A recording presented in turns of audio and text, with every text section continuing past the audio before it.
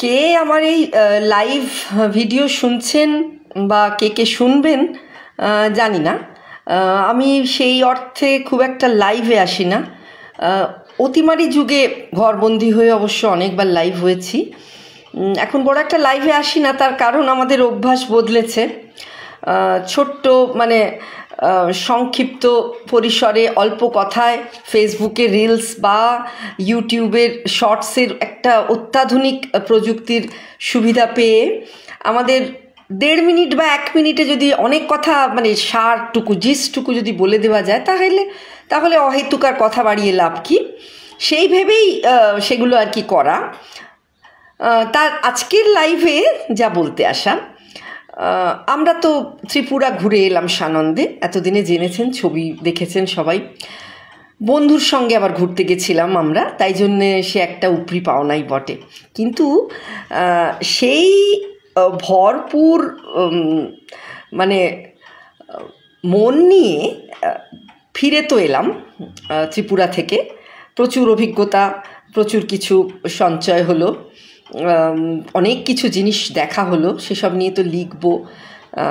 কিন্তু কথা হলো যে ঘুরে আসার পরেই আমার আর একটা উপরি পাওনাই বলবো না কি বলবো, অভিশাপ বলবো, আশীর্বাদ বলবো না, একে বাড়িতেই সেই একদম সপাটে শীঘ্র পতন যোগ হলো। যা অপেক্ষা করছিল আমার জন্য কেউ জানে না, সেটা ঈশ্বর ছাড়া। সেই বিধাতা পুরুষ তিনি বোধহয় অলক্ষ্যে ঘোল ঢেলে দিলেন। আমার আসন্ন বইমেলায় বইপত্র প্রকাশের অনুষ্ঠানের সব কর্মসূচি ছিল, সেগুলিতে তিনি আপাতত ঘোল ঢেলে দিয়েছেন মনের আনন্দে। তা সেই প্রচুর খেটে লেখা একখানি বই আজকেরই হাতে পেলাম। সেই বইটি পাঠিয়ে দিয়েছেন আমার প্রকাশক। সেই বইটির কথা আপনারা অবশ্যই জেনে গেছেন এতদিনে ফেসবুক মাধ্যমে। সেই বইটি সায়ন্তন পাবলিকেশন থেকে প্রকাশিত হয়েছে, লীলাবতীর নবদুর্গা। এই বইখানি নিয়েই বলতে আসা আজকে। এই লীলাবতীর নবদুর্গা বইটিতে আমি যে লিখতে পারবো ভাবিনি। তার কারণ হচ্ছে যে সায়ন্তন পাবলিকেশনের কর্ণধার প্রকাশক দাদা দিলীপ দত্ত, আমাদের সবার শ্রদ্ধেয়, তিনি যখন আমায় লিখতে বলেছিলেন বাংলার মেয়ে বিজ্ঞানীদের নিয়ে, তখন প্রথমে তাকে আমি সম্মতি দিইনি যে আমি পারবো। দাদা বললেন হ্যাঁ তুমি পারবে। কিন্তু তারপর কাজটি করতে করতে আমি এতটাই সমৃদ্ধ হয়েছি এবং এতটাই জেনেছি 9 জন বাঙালি মেয়ে বিজ্ঞানীদের নিয়ে, তাইতে আমার মনে হলো যে এই বইটা আপনাদেরও পড়া উচিত। অনেক কিছু, বিশেষত মেয়েদের পড়া উচিত, যারা এখনকার যুগে হয়তো কেরিয়ার বা এর টানাপোড়েনে থাকেন না অনেক মেয়ে, যে নিজের উচ্চশিক্ষার কেরিয়ার, তার সঙ্গে নিজের সাংসারিক জীবন, সন্তান প্রতিপালন, বিয়ে ইত্যাদির ব্যাপারে। কিন্তু সেই যুগে দাদা আমাকে লিখতে বলেছিলেন এমন কিছু মেয়ে বিজ্ঞানীদের নিয়ে। হ্যাঁ, বইটি এটা ধরলে উল্টো আসছে। আমি জানি না সে টেকনোলজিটা কেমন করে কি করে হয়। বইটির নাম লীলাবতীর নবদুর্গা।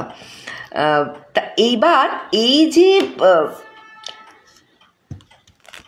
কাজটা করতে গিয়ে যে দেখলাম, এই যে বাংলার এই 9 জন প্রথিতযশা মহিলা বিজ্ঞানী নানান ফিল্ড থেকে, রসায়ন শাস্ত্র, পদার্থবিদ্যা, প্রযুক্তিবিদ্যা, চিকিৎসা বিজ্ঞান, মলিকিউলার বায়োলজি আণবিক জীব বিজ্ঞান, এমনকি একজন ম্যাথমেটিশিয়ান মহিলার কি করে পরিবেশবিদ হয়ে ওঠা সেই যুগে, তারপরে আমাদের ভূতত্ত্ববিদ,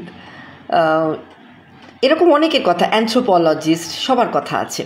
এবার কথাটা হচ্ছে যে শুধু সেই কথা না, দাদা বলেছিলেন স্বাধীনতার আগে পরে জন্ম এমন কয়েকজনকে নিয়ে বইটি লিখতে হবে। কারণ স্বাধীনতার পরে মানে 1950-এর পরে থেকে আমরা দেখেছি, 50-এর দশক থেকে আমরা জানি যে প্রচুর ভুরি ভুরি আমরা উদাহরণ পাই যে বাঙালি মেয়েরা কেউ ইঞ্জিনিয়ার হচ্ছে, কেউ ডাক্তার হচ্ছে, বা উচ্চশিক্ষার্থে বিদেশ গিয়ে পিএইচডি করছে, সেরকম তো প্রচুর উদাহরণ আমাদের আছে। কিন্তু তখন সত্যিই ছিল না। তা সেই 50-এর দশকের আগে মানে স্বাধীনতার আগে এবং স্বাধীনতার ঠিক পরবর্তী সময় যাদের জন্ম, তেমন আমি এক ছাদের নিচে 9 জনকে পেলাম এবং 9 জনকে নিয়েই আমি লেখা শুরু করলাম। তা এটা আমাদের বাংলার বাঙালি মেয়েদের কাছে একটা গর্ব করার মতো বিষয় বলে আমার মনে হয়েছে। আর জ্যোতির্বিজ্ঞানী লীলাবতী আমাদের প্রাচীন ভারতের একজন তিনি গর্ব, আপনারা নাম শুনেছেন নিশ্চয়ই। সেই জ্যোতির্বিজ্ঞানী লীলাবতী, তার একটি ইংরেজি বই আছে তার নামে, মানে Lilavati's daughters women scientists of India বলে। সেখানে ভারতবর্ষের বিভিন্ন প্রদেশের মেয়ে বিজ্ঞানীদের কথা আছে। তা সেই বইটা থেকে তথ্য সংগ্রহ করতে করতে আমি আকৃষ্ট হয়েছিলাম যে আমাদের বাংলার অনেকেরই সেখানে নাম নেই, কিন্তু আমার মতো একজন সামান্য লেখকের আরও কিছু লাইব্রেরি ঘেঁটে বই পড়ে সম্ভবপর হয়েছে কিনা সেটা আপনারা বলবেন। এই আমার লিখিত এই নবদুর্গার জীবন গড়া সম্ভবপর হলো কিনা সেটা আপনারা পড়ে বলবেন। নয়তো আমরা মেয়েরা সবাই জানি যে মেয়েদের এক হাতে সংসারের ঝিনুক বাটি, অন্য হাতে উচ্চশিক্ষার উচ্চাশা নিয়ে রীতিমতো দাঁত কপাটি অবস্থা হয়েছিল সেসব মেয়েদের। আর সে যুগে দেশটা ছিল আমরা জানি চূড়ান্তভাবে পুরুষতান্ত্রিক। তাই জন্যে নিজের সবটা মনোগত অভিপ্রায় হয়তো তাদের মানে পুরোটা হয়তো তারা দিতে পারতেন না, কিন্তু যদি কারুর ইচ্ছে থাকে, যদি কারুর সংগ্রামী সেই মানসিকতা থাকে, তাহলে বোধহয় জয়লাভ করা যায়। মানে আমি নিজে রসায়নের ছাত্রী হিসেবে আমি বইটিতে প্রথম যাকে দিয়ে লেখাটি শুরু করেছি তিনি হচ্ছেন আমারও টিচার, তিনি আমাদের সবার মাস্টার, আমরা মাস্টারই বলতাম তাকে, রাজাবাজার সায়েন্স কলেজে। আমার বন্ধুরা সহমত হবে, সবাই জানে। সেই মাস্টার রসায়ন সাধিকা অসীমা চট্টোপাধ্যায়কে নিয়ে শুরু করেছি। এই যে প্রত্যেক পাতায় তাদের ছবিটা দেখলেই বুঝতে পারবেন, রসায়ন সাধিকা অসীমা চট্টোপাধ্যায় প্রথমেই, তার জীবন নিয়ে। তারপরেই যার নাম রয়েছে তিনি হচ্ছেন আমাদের পদার্থবিদ বিভা চৌধুরী। এই বিভা চৌধুরীকেও আমরা চিনি, বাংলার এই মেয়েটি, কিন্তু এত বড় একটা রিসার্চের কাজ করে মানে চোখে জল রাখা যায় না যখন পুরো জীবন তার পড়া হয়। এই বিভা চৌধুরী আমরা কিন্তু অনেকেই জানি না যে আকাশে কয়েক আলোকবর্ষ দূরে তার নামে একটি নক্ষত্রপুঞ্জর নাম দেওয়া হয়েছে বটে, কিন্তু আশ্চর্যের কথা হচ্ছে অনেক বড় বড় জার্নালে ইন্ডিয়ান উইমেন সায়েন্টিস্টদের ভেতর ফিজিসিস্ট বিভা চৌধুরীর নামটা কিন্তু নেই, অথচ তার সেই বিখ্যাত মেসন কণা আবিষ্কারের প্রিন্সিপালকে কাজে লাগিয়ে কিন্তু অনেকে নোবেল প্রাইজ জিতে গেছে। এবং মানে কি বলবো, মানে পুরো ঘটনাটা পড়লে আপনারা বুঝতে পারবেন যে কি স্ট্রাগল ছিল এই বিভার জীবনে। তারপরে আমার নবদুর্গার তৃতীয় কন্যা হলেন বাংলা তথা ভারতের প্রথম মহিলা ইঞ্জিনিয়ার ইলা মজুমদার। ইনি আমাদের শিবপুর বিই কলেজের স্টুডেন্ট, প্রথম মেয়ে স্টুডেন্ট, মেয়ে ইঞ্জিনিয়ার। আমরা অনেকেই জানি না, আমরা খবরের কাগজে ম্যাগাজিনে হয়তো টুকটাক পড়ি, জানতে পারি। এই যে মানে ইনিও একজন উজ্জ্বল ব্যতিক্রমী প্রযুক্তিবিদ। শিবপুর বিই কলেজ থেকে তার স্নাতকের পড়াশোনা তিনি সম্পূর্ণ করেছিলেন। এবং তার জীবনটাও এমন একটা জীবন, মানে সাহসের সঙ্গে চিরাচরিত প্রথা ভেঙে এক বাঙালি মেয়ে প্রথম মানে মহিলা বর্জিত এক ক্ষেত্র হলো ইঞ্জিনিয়ারিং, সেখানে তিনি সমান তালে নিজের ক্যারিয়ারে তিনি কাজ করে গেছেন। আর তৎপর হয়ে তিনি প্রযুক্তি শিক্ষায় মানে মেয়েদের এগিয়ে দিয়েছেন, যার জন্য এই যে পলিটেকনিক একটা কলেজ দক্ষিণ কলকাতায়, বা তার অনুকরণে আবার ঢাকা থেকেও তিনি পেয়েছিলেন সেই পলিটেকনিক কলেজ খোলার জন্য, সেটা মানে অত্যন্ত প্রশংসনীয় আজকের যুগে। এরপর তাহলে রসায়ন হলো, পদার্থবিদ্যা হলো, আর হলো আমাদের ইঞ্জিনিয়ারিং বা প্রযুক্তিবিদ্যা। এবারে আমি রেখেছি যাকে, তিনি হচ্ছেন ক্রোমোজোম বিজ্ঞানী অর্চনা শর্মা। আপনারা যারা বটানিস্ট বা বটানি নিয়ে পড়াশোনা করেছেন নিশ্চয়ই তার নাম জানবেন। এই অর্চনা শর্মা একজন সুদর্শনা, তাকে তো তিনি তো আমাদের এই ফিল্ডের মানে বটানি ফিল্ডের কলকাতা বিশ্ববিদ্যালয়ের একজন সার্বজনীন দিদি ছিলেন, ছাত্র দরদি, ঠিক আমাদের অসীমা চট্টোপাধ্যায়ের মতো। আর সাইটোজেনেটিক্স নিয়ে কাজ করতেন, মানে কোষ বিভাজন আমরা জানি। এবার তারপর তার তো মানে অজস্র পেপার এবং বিদেশে দেশে প্রচুর কাজ তার। এবং এই যে মহিলা তার কেরিয়ার গড়তে গিয়ে হয়তো তার সন্তান প্রতিপালন বা সন্তান মানে সৌভাগ্য, হয়তো নিজের গর্ভজাত সন্তান সৌভাগ্য হয়নি, কিন্তু তিনি নিজের বোন গীতা তালুকদারের কন্যাকে, তার নাম বাবলি, তাকে সস্নেহে কন্যা স্নেহে প্রতিপালন করেছিলেন। এবং এগুলো হচ্ছে আমাদের আজকের যুগের আদর্শ। এবং মানে তিনি নিজের ল্যাবরেটরিতে গবেষক ছাত্রছাত্রীদের মধ্যে এবং সম্পৃক্ত হয়ে তার সক্রিয় উপস্থিতি, জার্নাল সম্পাদনা থেকে শুরু করে ছাত্রছাত্রীদের সুযোগ দেওয়া থেকে শুরু করে, মানে তার মতো একজন গাইড কলকাতা বিশ্ববিদ্যালয়ের বিরল। মানে আমি লিখতে গিয়ে আমাকে এত পড়তে হয়েছে বিভিন্ন বই, তা তখন আমি জেনেছি যে অর্চনা শর্মা কলকাতায় জন্ম নয়, বাঙালি, কিন্তু রাজস্থানের প্রবাসী বাঙালি। কিন্তু তারপর তার পুরো কেরিয়ারটা টপ টু বটম কিন্তু কলকাতা বিশ্ববিদ্যালয় এবং বিদেশের প্রেক্ষাপটে। তাই এই অর্চনা শর্মা, এই বটানিস্ট বা ক্রোমোজোম বিজ্ঞানী, তাকেও রেখেছি আমার এই বইটিতে। এরপরে যার কথায় আসি, তিনি হচ্ছেন আণবিক জীববিজ্ঞানী মহারানী চক্রবর্তী। এই যে মহারানী চক্রবর্তী, এই আণবিক জীববিজ্ঞানীর আমাদের এখনকার আধুনিক ভাষায় হচ্ছেন মলিকিউলার বায়োলজিস্ট। তা এই মলিকিউলার বায়োলজিস্ট, এই যে মহিলা, সেই যুগে মানে যার জন্ম হচ্ছে স্বাধীনতার আগে 1937 সালে বিহারের ভাগলপুরে, তারপর পুরোটাই কিন্তু কলকাতায়, এবার কলকাতায় এবং সারা বিশ্বে। আর তাকে লিখতে গিয়ে আমি হতবাক হয়ে গেছি যে আমরা তো সবাই মা হয়েছি। আমাদের অসীমা চট্টোপাধ্যায় শুনেছিলাম যে তিনি পোস্টডক করতে বিদেশে গেছিলেন 11 মাসের কন্যা সন্তানকে নিয়ে, জুলি ব্যানার্জিকে নিয়ে। জুলি ব্যানার্জিও আমার প্রণম্য শিক্ষক, রাজাবাজার সায়েন্স কলেজের, আমাদের ভীষণ পছন্দের শিক্ষিকা।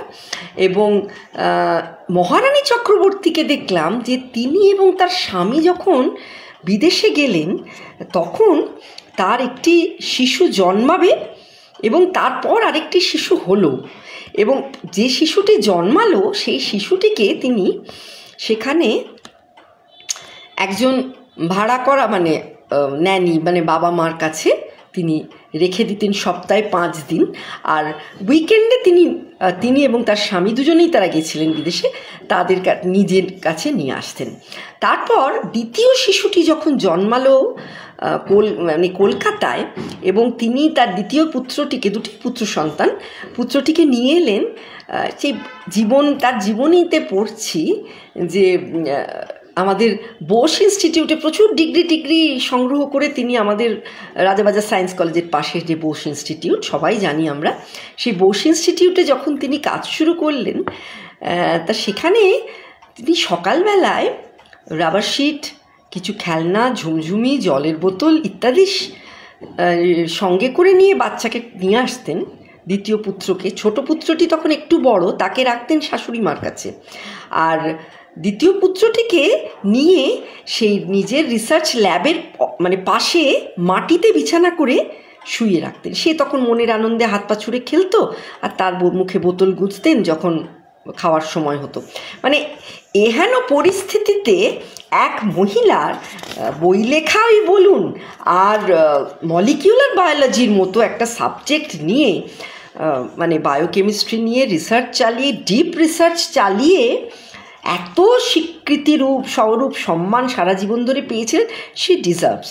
তবে হ্যাঁ, তার মানে স্বামীরও একটি অবদান ছিল, শ্বশুরবাড়ির তুমুল সাপোর্ট ছিল, এবং তিনি নিজেই কেন তিনি বিজ্ঞানী হলেন এর উত্তরে তিনি নিজেই বলেছিলেন যে প্রবল অন্তর্বাসনা আর বিজ্ঞানের প্রতি গভীর ভালোবাসা এটাই তাকে বিজ্ঞানী হওয়ার পথে সমস্ত প্রতিবন্ধকতা উৎসাহ জুগিয়েছে। আর সেই দেবীপ্রসাদ ভার্মা, যিনি তার প্রণম্য স্বামী মানে জীবনসঙ্গী, তার সাহচর্য তাকে সমস্ত বাধা থেকে বাধা বিপত্তি মানে কাটিয়ে উঠতে প্রেরণা দিয়েছে সারা জীবন। তাই মহারানীও হয়তো তাই বলতে পারেন, there is a man behind every successful woman। এরপরে যার কথায় আসবো আমরা, সেটা তো উনি হচ্ছেন আমার বইয়ের সর্বকনিষ্ঠা নবদুর্গা বা বিজ্ঞানী। তিনি হচ্ছেন আমাদের এখনও living legend Sudipta Sengupta, doctor Sudipta Sengupta, যিনি যাকে আমাদের কৈশোরে আকাশবাণী বলুন আর টেলিভিশনের পর্দাতেই বলুন, আমাদের তার কথা শুনতে আমরা বসে থাকতাম মুখিয়ে, এবং শুনেওছি একাধিকবার। সেই ডক্টর সুদীপ্তা সেনগুপ্ত, তিনি আন্টার্কটিক অভিযানে সফল হয়েছিলেন, প্রথম ভারতীয় মহিলা। এবং বাঙালি বলে আমি তো সেই ভূতত্ত্ববিদ সুদীপ্তা সেনগুপ্তর প্রতি অত্যন্ত গর্ব অনুভব করি। তার জন্ম 1946, মানে ঠিক কানের পাশ দিয়ে গেছে, 46-এর 20 অগস্ট। তা তিনি শুধু যে আমাদের আন্টার্কটিক অভিযান করেছিলেন তাই নয়, আমি যেটা দেখলাম যে হিমালয়ে রন্টি অভিযান হয়েছিল একটা, আমরা খুব সুপারফিশিয়ালি জানতাম, মানে খবরের কাগজের হেডলাইন, কিছু চোখ, কিছু হয়তো মনে হয় নিরস ব্যাপার, কিছু পড়ে হয়তো ওভারলুক করে চলে গেছি। কিন্তু এই যে বেস ক্যাম্পে গিয়েছিলেন, এক বন্ধুকে হারিয়েছিলেন, তারা সবাই মেয়ে কিন্তু গিয়েছিলেন, কয়েকজন পুরুষ ছিল তাদের। হিমাচল প্রদেশে মানে দিয়ে এগিয়েছিলেন তারা, পর্বতারোহণ করেছিলেন। এবার পর্বত শৃঙ্গটির নাম করেছিলেন তারা ললনা, কারণ সব কয়েকজন ললনাদের দ্বারাই, ভারতীয় ললনাদের দ্বারাই তা সম্ভবপর হয়েছিল। মানালি থেকে তারা গেছিলেন, সুজয়া গুহ, আর তাদের সহনেত্রী কাণ্ডারি ছিলেন ডক্টর সুদীপ্তা সেনগুপ্ত এবং কমলা সাহা। আর মানে সেই যে বড় মানে হিমবাহ, শীঘ্রই হিমবাহের উপর দিয়ে খোলা আকাশের নিচে তারা স্লিপিং ব্যাগকে ভরসা করে তারা রাত কাটিয়েছেন, 6 জন সাহসিনী ছিলেন তারা। আর এর পরের কঠিনতম অভিযানে কিন্তু তারা খুব মানে সেই মহিলারাই মানে বেস ক্যাম্পে গিয়ে তারা কিন্তু হারিয়েছিলেন মানে আর একজনকে, মানে যেমন হয় আর কি, দুর্ঘটনা তো ঘটে। তা সেই মানে কি বলবো, এই যে মহিলাদের কথা, এই যে চমৎকার এই সুজয়া গুহ তাদের দলনেত্রী, সেই পরের বারে গিয়ে তার নিথর দেহ পড়ে আছে পাথরের গায়ে, তাদের প্রাণ নেই, দেহে প্রাণ নেই। আর যিনি মাস্টার মাইন্ড ছিলেন শেফালি চক্রবর্তী, তাকে মানে খুঁজে আনা গেছিল, কিন্তু সুদীপ্তা সেনগুপ্ত যে কতখানি একজন মানে কি বলবো সজাগ এবং দৃঢ় মনোবল যার, তেমনই একজন মহিলা যে প্রথমে তাকে আমরা তো জানি না, অনেক ঘটনা জানি না, যে ভারতে আন্টার্কটিকায় ভারতের প্রথম রিসার্চ স্টেশন দক্ষিণ গঙ্গোত্রী তৈরি করেছিলেন সেবারই। আর 1988 সালে আন্টার্কটিকার সীমার্কার পাহাড়ের উপরের গায়ে ভারতের পরবর্তী রিসার্চ স্টেশন মৈত্রী, এই যে সেখানে তিনি ভূতাত্ত্বিক গবেষণা চালিয়েছিলেন। কত বই লিখেছেন, তার সেই বইগুলোই আমাদের আকর। শুধু তাই না, তিনি রবি ঠাকুরকেও স্মরণ করেছেন তার বইয়ের শুরুতে। আর স্ট্রাকচারাল জিওলজির এই লিভিং লেজেন্ডদের মুখে আরেকটা কথা শুনে আমি তো আপ্লুত হলাম, ইনফ্যাক্ট তার এই কথাটা শোনার পরই আমি বইটার নামকরণ করি লীলাবতীর নবদুর্গা। তাকে বলা হয়েছিল যে কি করে সম্ভব হলো আপনার মতো এক মেয়ের দ্বারা এত ঘাত প্রতিঘাত, এত প্রতিবন্ধকতা, মানে সরকারি আনুকূল্য নেই প্রথম দিকে, মেয়েরা অভিযানে যাবে না, আন্টার্কটিক অভিযান মেয়েদের পক্ষে সম্ভবপর হবে না। তা এই লিভিং লেজেন্ড বলেছিলেন, আমরা দুর্গার দেশ থেকে আসছি, আমরা দুর্গা পুজো করি। ছোটবেলায় বিশ্বাস করতাম যে তিনি কৈলাসে থাকতেন, এখন বুঝি জানি যে দুর্গা আমাদের মধ্যে, সমস্ত মহিলাদের মধ্যে বাস করেন। এই কথাটা শোনার মানে পড়ার পরই আমি কিন্তু বইটা নাম দিই নবদুর্গা বলে, লীলাবতীর নবদুর্গা। সত্যিই আক্ষরিক অর্থে এরা দশভুজা হয়ে কিন্তু এক হাতে ক্যারিয়ার, এক হাতে সংসার প্রতিপালন করেছিলেন। এরপরে যার কথা বলবো তিনি হলেন প্রত্নতাত্ত্বিক দেবলা মিত্র। প্রত্নতাত্ত্বিক দেবলা মিত্র একজন মানে আর একজন কি বলবো মানে ভূয়সী প্রশংসা পাওয়ার যোগ্য আর এক মহিলা। সেই যুগে আপনারা ভাবুন যে তিনি, আমরা বেড়াতে যাই তো, ভ্রমণ পিপাসু বাঙালিরা বেড়াতে যাই অনেকে, আমরা উড়িষ্যা বেড়াতে গেছি, আমরা বিভিন্ন বুদ্ধিস্ট মনুমেন্ট দেখেছি, কিন্তু আমরা কজন জানি যে সেই খনন কার্য সেখানে চালিয়ে, প্রত্নতাত্ত্বিক খনন কার্য চালিয়ে বা কোনো মূর্তি আমেরিকায় চলে গেছে চুরি হয়ে, সেই মূর্তিকে চিঠি লিখে আবার নিয়ে আসার ব্যবস্থা, নিজের দেশে ফিরিয়ে আনার ব্যবস্থা, এগুলো মানে সম্ভব হয়েছিল এমন একজনের দ্বারাই। তিনি আর কেউ নন, ডক্টর দেবলা মিত্র। উনি হলেন ভারতীয় archaeological survey of India ASI এর প্রাক্তন ডিরেক্টর জেনারেল, এবং তিনি সম্ভবত প্রথম মহিলা প্রত্নতত্ত্ববিদ। এই যে মানে ফিরিয়ে এনেছিলেন আমাদের 2016 সেপ্টেম্বর, 19 সেপ্টেম্বর আমরা দ্য টেলিগ্রাফে একটা খবর দেখেছিলাম যে stolen stone to return home. এরকম অনেক বুদ্ধ মূর্তি, অনেক অভয় মুদ্রা তিনি ফিরিয়ে এনেছিলেন আমাদের দেশে। সে সাফল্য পুরোটাই তার, এবং তার লেখাও বই রয়েছে, তার লেখা গবেষণাপত্র রয়েছে, এগুলো বইটা পড়লে আপনারা জানবেন। আর এরপরে যাকে স্মরণ করেছি, যাকে নিয়ে লিখেছি, তিনি আমাদের আর কেউ নন, বহু চর্চিত আমাদের কাদম্বিনী গাঙ্গুলি, আমাদের প্রথম স্নাতক, প্রথম চিকিৎসক। বেথুন কলেজে স্নাতক মানে BSc পড়তে গিয়ে আমি প্রথম সেই বছরই সাক্ষী ছিলাম যে সেন্টিনারি সেলিব্রেশন হয়েছিল বেথুন কলেজের, যেখানে মেয়ে স্নাতক হয়েছিলেন আর কি। কাদম্বিনী বসু এবং চন্দ্রমুখী বসু নামে দুজন মেয়ে, প্রথম মেয়ে স্নাতক হয়েছিলেন 1883 সালে, আর আমি গেছি সেখানে পড়তে 1983-তে, তখন আমার সেকেন্ড ইয়ার। তা সেই কাদম্বিনী গাঙ্গুলির যে কী লড়াই, কি তার ভেতরে পলিটিক্স, তাকে ডাক্তার হতে না দেওয়া সেই পুরুষতান্ত্রিক সমাজে, এমনকি ব্রাহ্ম সমাজ, তার বিয়ে হয়েছিল যেখানে দ্বারকানাথ গাঙ্গুলির সঙ্গে, সেই তিনি তো আদ্যপ্রান্ত একজন ব্রাহ্ম, কিন্তু সেখানে বিশাল এক তুমুল পলিটিক্স যে তাকে কিছুতেই ডাক্তার হতে দেওয়া যাবে না, কারণ মেয়েরা নাকি ওই মিডওয়াইফ মানে ওই অবধি মেয়েরা পারবে আর কি, মেয়েদের অপারেশন সার্জারি এসব মেয়েদের জন্য নয়, তারা রক্ত দেখে ভয় পাবে, এরকম সমস্ত ঘটনা।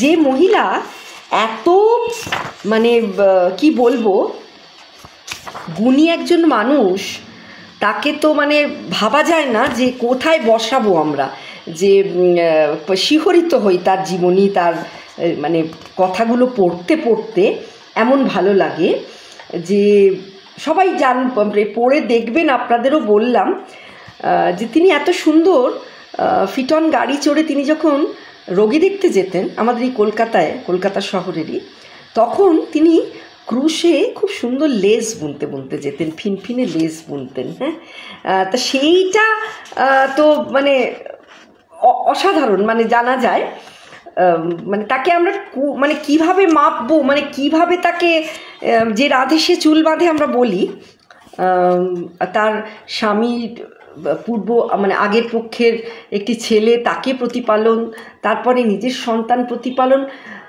তারপরে আরেকটি আজব ঘটনা, এক রোগিণীর পেটে মস্ত টিউমার আছে বলে সে যুগের বড় বড় পুরুষ ডাক্তারেরা যখন নিদান দিয়েছেন, তখন কাদম্বিনী নিশ্চিতভাবে মেয়েটিকে অন্তঃসত্ত্বা প্রমাণ করে নির্বিঘ্নে তার সন্তান প্রসব করিয়েছিলেন। ভেবে দেখুন আপনারা যে চিকিৎসা শাস্ত্রেও এই যে নলেজ আর ডেডিকেশন, এইটা ছিল বলেই হয়তো তিনি পেরেছেন। মানে সেই যুগে কোথায় তার নেতৃত্বে নারীরা প্রথম কংগ্রেসের বোম্বাই অধিবেশনে যোগ দিচ্ছেন, কোথাও বিহার উড়িষ্যায় চলেছেন মহিলা শ্রমিকদের দুর্দশা সরেজমিনে তদন্ত করতে এবং তার ভিত্তিতে সরকারি রিপোর্ট দিতে। হ্যাঁ, আবার কাউন্টেস অফ ডাফরিন্সের ফান্ডের জন্য একাই সংগ্রহ করছেন 24,000 টাকা। সেই মহিলাই আবার বিলেত থেকে ফিরছেন নানা সুন্দর সুন্দর উপহার এবং নিজের কেনা জিনিসপত্র নিয়ে বাড়ি সাজাতে। মানে সেখানে আবার একদিকে ঝুলছে কঙ্কাল, তার নাতিদের ভাষায় সেটি দিদিমার পড়ার ঘর। মানে এরম আশ্চর্য সমস্ত জিনিস তিনি আবার একটা ছোট্ট জায়গা পড়ে শোনাচ্ছি, দেখুন, অদ্ভুত সুন্দর। কখনো তিনি স্বামীর প্রথম পক্ষের অসুস্থ ছেলেটিকে মাতৃস্নেহে বুকে আঁকড়ে নিচ্ছেন, তো কখনো আবার বিধবা ননদকে সারা জীবন গভীর শ্রদ্ধা করছেন আর সামাজিক নিয়ম মেনে তার খাবার রান্না করছেন। তো নিজের শত ব্যস্ততায় ছেলে মেয়েদের জামায় সুতো দিয়ে শিল্প সৃষ্টি করছেন। আর একটা দৃশ্যে কন্যা জ্যোতির্ময়ী বেথুন স্কুলে যাচ্ছে, সেখানকার নিয়ম ভেঙে রঙিন শাড়ি আর বড় গলার ব্লাউজ পরে তাকে তিনি তখন তিরস্কার করছেন। হ্যাঁ, যে মানে তিরস্কার করে আবার স্নেহের পুত্রবধূকে চিঠি দিচ্ছেন, তাকেও মানে এক হাতে তিনি তিরস্কার করছেন যে কেন এরকম পোশাক পরেছো, মানে খুব উনি রক্ষণশীল ছিলেন, গলাবন্ধ ব্লাউজ পরতেন, পরো তুমি। আর স্নেহের পুত্রবধূকে আবার চিঠি লিখছেন, কাল বিকালেও রাঁধুনি আইসে নাই, আজও কেউ করিয়াছে, শরীর ভালো না, কাল আসবে কিনা জানি না। মানে মৃত্যুর দিন পর্যন্ত সগৌরবে কাজ করে গেছেন তিনি এভাবেই স্বমহিমায়। মানে মাথার মানে ব্রেনের ফ্যাকাল্টিগুলো বোধহয় খুব অ্যাক্টিভ ছিল। আর এইভাবে বোধহয় নিজেদের বিদ্যা মেধা ক্ষমতা সব কিছু দিয়েই বোধহয় প্রকৃত অর্থেই মেয়েরা ইচ্ছে করলেই দশভুজা হয়ে উঠতে পারে।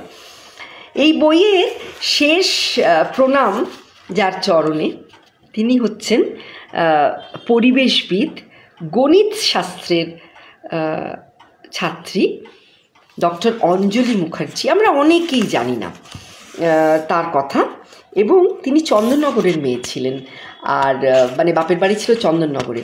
সিনিয়র কেমব্রিজ দিয়ে পড়া শেষ হয়ে গেছিল, বিয়ে দিয়ে দিয়েছিল বাড়ির লোক, কিন্তু তারপরেও তার ভাই তাকে যেমন করে হোক প্রেসিডেন্সি কলেজে ভাই নিজে ভর্তি হয়ে এবং দিদিকে ভর্তি করে এবং শেষমেশ এমএসসি ম্যাথামেটিক্স, ফিজিক্স, কেমিস্ট্রি তখন তো পড়তে হতো সব। আর তারপর কেমনভাবে নিজেরও যার সঙ্গে বিয়ে হয়েছিল তিনিও একজন ডক্টর শিবতোষ মুখোপাধ্যায়, তখন Naya Dilli Jawaharlal university school of life সায়েন্সে যোগ দিয়েছেন। তখন তিনি সুযোগ পেলেন একটি ভিজিটিং ফেলো হিসেবে, তিনি বায়োফিজিক্স শেখানোর দায়িত্ব পেয়েছিলেন। আর তারপরই তিনি এনভায়রনমেন্টাল সায়েন্সেস নামে সেখানে জওহরলাল নেহরু ইউনিভার্সিটিতে, সেটি এখন স্কুল অফ এনভায়রনমেন্টাল সায়েন্স, সেই বিজ্ঞান বিভাগে তিনি কিন্তু কাজ করে গেছেন। তাই আমাদের এই বইটি আমাদের পড়তে গেলে, আপনাদের জানতে গেলে আপনাদের অবশ্যই পড়তে হবে। এখন বিভিন্ন মেলা হচ্ছে ফেসবুকে, যেহেতু আমার প্রচুর বন্ধুবান্ধব ফলোয়ার্স রয়েছেন আমাদের জেলার বিভিন্ন অঞ্চল থেকে, তাই সায়ন্তন পাবলিকেশন ইতিমধ্যেই বহু জেলা বইমেলায় অংশগ্রহণ করতে শুরু করেছে। এখন আবার নিউ টাউন বইমেলার পর কলকাতার একটি মেলা হচ্ছে রামলীলা ময়দানে এন্টালির কাছে। আপনারা সায়ন্তন প্রকাশনার স্টল, সেখানে গেলে লীলাবতীর নবদুর্গা বইটি অবশ্যই খোঁজ করবেন। আমি আশা করব যে বিশেষত মেয়েরা এই বইটি পড়ুক। আর পুরুষরা তো পড়বেনই নিশ্চয়ই, যে কেমন করে সে যুগের মেয়েরা, মানে স্বাধীনতার আগে যাদের জন্ম, তারা পুরুষতন্ত্রের চোখ রাঙানিকে উপেক্ষা করে নিজেদের বলে বলিয়ান এবং দশভুজা হয়ে এগিয়ে গেছিলেন জীবন সংগ্রামে, এবং কেরিয়ার প্যারালালি দুটোই চালিয়েছিলেন। তাই কলকাতা বইমেলাতে তো অবশ্যই আশা করছি আমিও ততদিনে সুস্থ হয়ে যাব, আপনাদের সঙ্গে দেখা হতেও পারে। আর এই বইটি আপনারা পড়লে আমি কিন্তু খুব খুশি হব। বইটি খুব একটা দামও রাখেননি এরা, বইটি বোধহয় সম্ভবত দাম মাত্র 220 টাকা। আর বইমেলাতে তো ডিসকাউন্ট নিশ্চয়ই থাকবে, তাই আপনারা পড়বেন। এদের মানে আমি বিশাল মোটা বই করতে চাইনি এই কারণে, কারণ আজকাল হচ্ছে অল্পে সন্তুষ্ট রাখার যুগ, লোকে অল্প কথায় জিসটুকু শুনতে চায়। এই রিলস, শর্টস এসবের ওপর খুব নির্ভরশীল হয়ে গেছে মানুষ, বোঝাই যায়। তাই বেশি ফ্যানানো, বেশি কথায় এসে লেখা না, একেবারেই না। কিন্তু যতটা পেরেছি তাদের জীবনটা নিয়ে আমি কিন্তু লেখার চেষ্টা করেছি আমার পাঠকদের জন্য। তাই সবাই যদি পড়েন লীলাবতীর নবদুর্গা এই বইটি, আমি খুব খুশি হব এবং আপনাদের ফিডব্যাকের অপেক্ষায় থাকব। সবাই ভালো থাকবেন। আজকের মতো লাইভ শেষ করছি এখানেই। অসংখ্য ধন্যবাদ যারা যারা ছিলেন সবাইকে আমার সঙ্গে থাকার জন্য।